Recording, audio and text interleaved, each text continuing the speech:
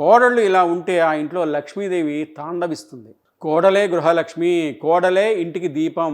ఎక్కడైతే కోడలు అత్తమామల్ని తన తల్లిదండ్రులతో సమానంగా చూసుకుంటుందో, ఎక్కడైతే గజ్జెలు గల్లు గల్లుమని ఇంట్లో తిరుగుతూ తన భర్తకి సేవలు చేసుకుంటుందో, ఎక్కడైతే కోడలికి సంస్కారంతో పాటు దేవుడి మీద భక్తి ఏర్పడుతుందో, ఎక్కడైతే కోడలు మౌనం పాటించవలసిన చోట మౌనం పాటిస్తూ, అలుక ప్రదర్శించాల్సిన చోట అలుక ప్రదర్శిస్తూ, గుణపాఠం చెప్పాల్సిన చోట వెనకడుగు వెయ్యదో, ఆ ఇంట్లో లక్ష్మీదేవి తాండవిస్తుంది. పెద్దవాడిగా ఒక చిన్న మాట కోడళ్ళకి చెప్పి విరమిస్తాను.